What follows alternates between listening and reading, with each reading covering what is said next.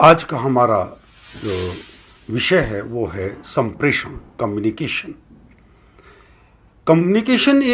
संप्रेषण एक ऐसा विषय है जिसके बारे में जितनी सहजता से हम लोग अपने आप को ये महसूस करते हैं कि हम जानते हैं इसके बारे में, ये विषय इतना सरल है नहीं। कीथ डेविस ने कहा, एक व्यक्ति से दूसरे व्यक्ति तक सूचनाओं और विचारों को पहुंचाने की विधि संप्रेषण है। एक व्यक्ति से दूसरे व्यक्ति तक, महत्वपूर्ण है बात ये। तो दो बातें, एक व्यक्ति से दूसरे व्यक्ति तक, नंबर एक, सूचनाओं और विचारों को पहुंचाना, नंबर दो, और इनकी विधि, दैट इज कम्युनिकेशन, संप्रेषण है। इसी चीज को न्यूमैन और समर ने कहा, दो या दो से ज्यादा आदमियों के बीच तथ्यों, विचारों, राय, सूचनाओं तथा भावनाओं के विनिमय को संप्रेषण कहा जाता है। यानी कि न्यूमैन साहब कीथ डेविस साहब से एक कदम और आगे निकल गए। उन्होंने न केवल तथ्यों और विचारों की बात की, उन्होंने साथ में सूचनाओं और भावनाओं की भी बात की। अगर कोई व्यक्ति, कोई ह्यूमन बीइंग अपनी भावनाएं भी दूसरे व्यक्ति तक पहुंचा रहा है, भले ही वो मौन रूप में पहुंचा रहा है, तो वो भी संप्रेषण है। किसी व्यवसाय में, बिजनेस में इस संप्रेषण की, इस कम्युनिकेशन की बहुत आवश्यकता पड़ती है। कोई भी व्यवसाय तब तक कामयाब नहीं हो सकता जब तक कि उसमें कार्यरत व्यक्तियों के बीच में कोई संप्रेषण ना हो। न केवल कार्यरत बल्कि उससे संबंध रखने वाले सभी व्यक्ति, चाहे वो ग्राहक हों, चाहे वो मालिक हों, चाहे वो श्रमिक हों, चाहे वो शासकीय अधिकारी हों, आपको संप्रेषण तो करना ही पड़ेगा, उनके साथ कम्युनिकेशन तो करना ही पड़ेगा। अगर इस आधार पर देखा जाए तो कम्युनिकेशन की कुछ एक विशेषताएं होती। पहली, संप्रेषण एक सतत प्रक्रिया, लगातार चलेगी, टूटती नहीं है। जिस मिनट आप किसी भी व्यक्ति से अब संपर्क करते हैं, चाहे प्रत्यक्ष या अप्रत्यक्ष, सामने या नहीं, पीठ पीछे, इससे कोई मतलब नहीं। जैसे ही आप उससे संपर्क करते हैं, संप्रेषण शुरू हो जाता है और तब तक चलता रहता है जब तक कि आप उस व्यक्ति के संपर्क में हैं। संदेश ये जो हम दे रहे हैं, ये आदान और प्रदान निरंतर चलता रहेगा। कई बार हमने नोट किया होगा, तो देखा होगा कि हम किसी सभा में, किसी मीटिंग में हम चुप बैठते हैं, लेकिन बावजूद इसके हमारी भाव भंगिमाएं, हमारे चेहरे के भाव, हमारे बॉडी लैंग्वेज दूसरे व्यक्ति को सब कुछ बता देती है कि हम एंजॉय कर रहे हैं, हम बोर हो रहे हैं, या हमें इसमें रुचि नहीं आ रही है। तो और ये प्रक्रिया ऐसा नहीं है कि आपने एक बार किया, रुक गया और हो गया, नहीं। जब तक आप संपर्क में रहेंगे, लगातार ये चलती रहेगी। दूसरी विशेषता है, संप्रेषण के लिए कम से कम दो व्यक्तियों की आवश्यकता होती है। Required at least 2 people. भाई, हम बात कहेंगे तो कोई सुनने वाला भी तो चाहिए। अगर हम अपने मन में अपने आप से बातें कर रहे हैं तो ये मोनोलॉग कहलाएगा, संप्रेषण नहीं। हम किसी को कुछ प्रेषित नहीं कर रहे हैं।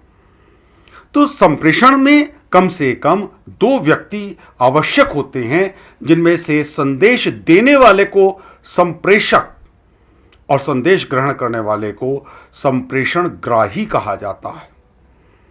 यहां पर गौर करने वाली बात, तीसरी विशेषता है, संदेश अनिवार्य है।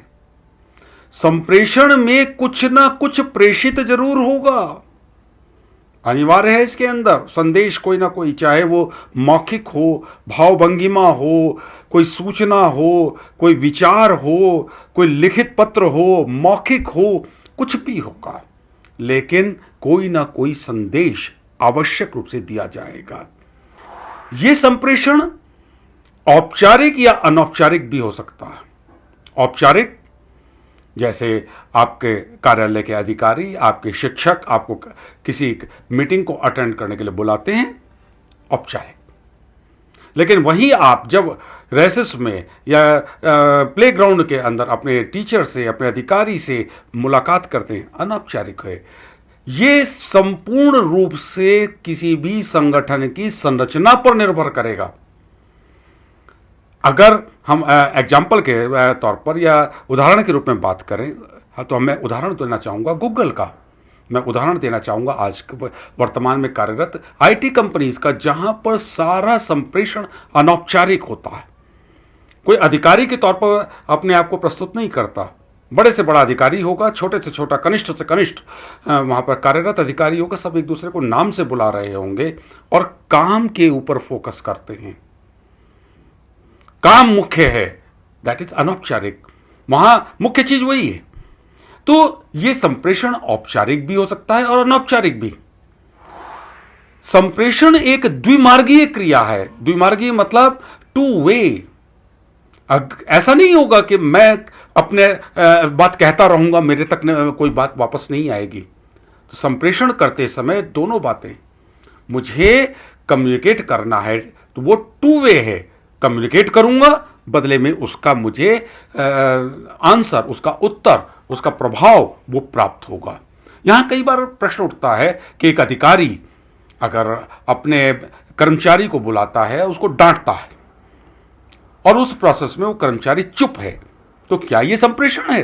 हां, ये भी संप्रेषण है, ये भी कम्युनिकेशन है।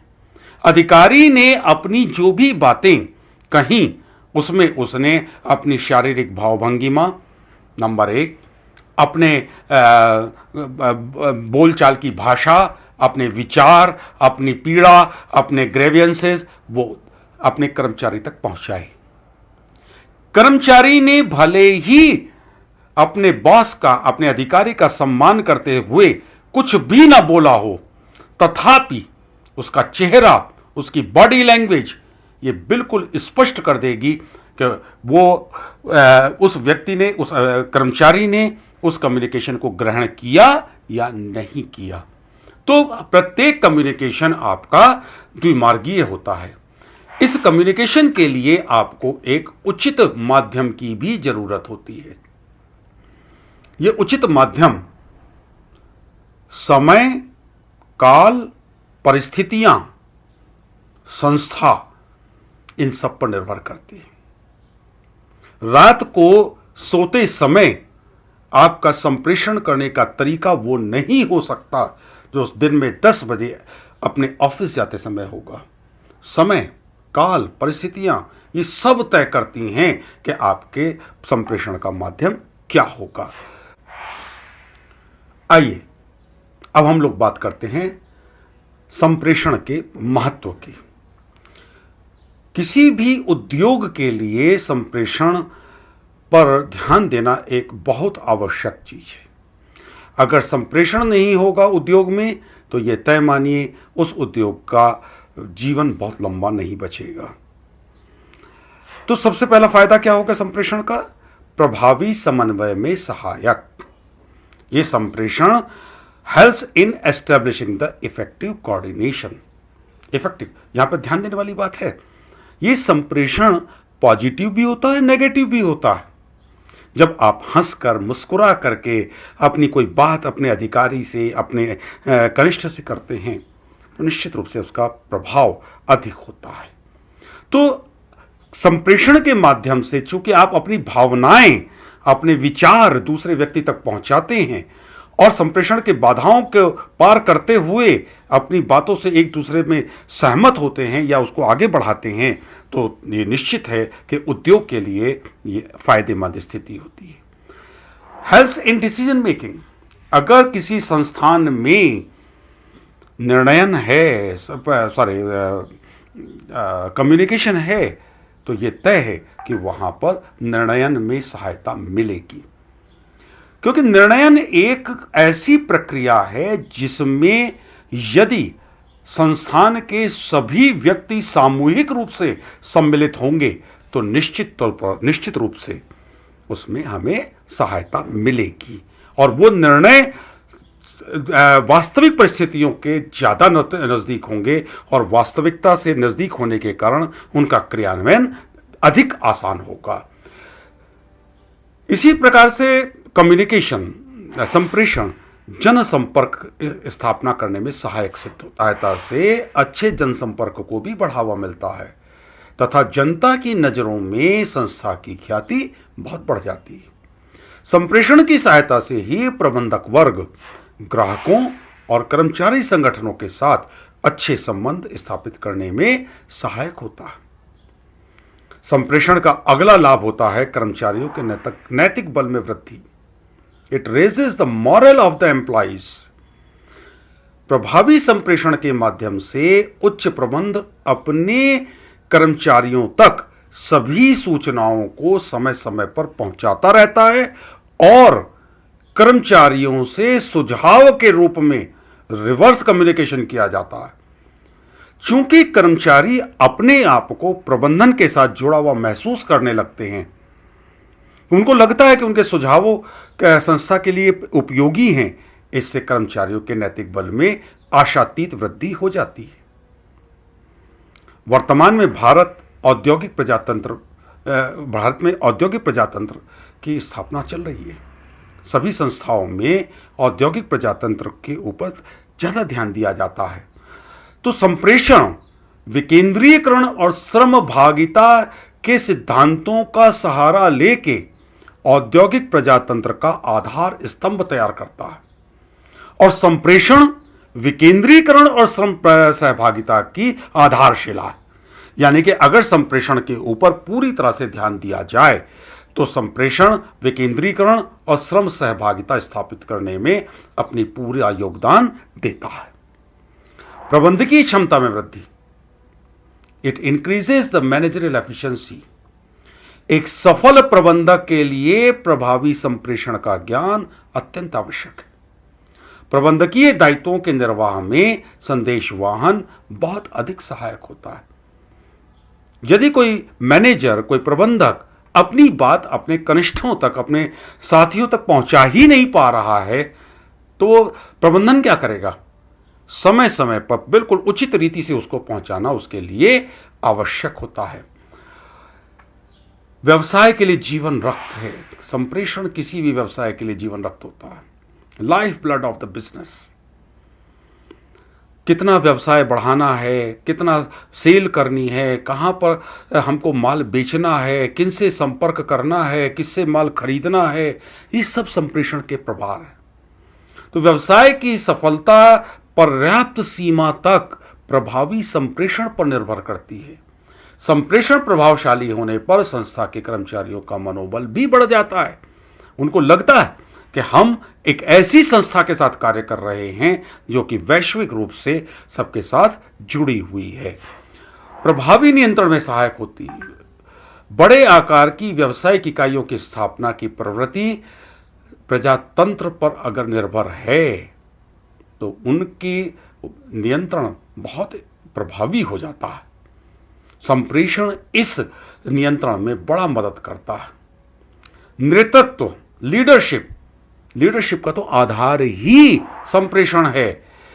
अगर किसी व्यवसाय को सफल होना है तो उसे अपने कर्मचारियों के साथ अपने संबंध बेहतर बनाने होंगे और संबंध बनाने के लिए आवश्यक है कि कर्मचारियों के बीच में, अपने सहयोगियों के बीच में, अपने फॉलोअर्स के बीच में यदि किसी प्रकार का कोई मनमुटाव या किसी प्रकार का अगर कोई दुर्भावना है तो उसे दूर करें।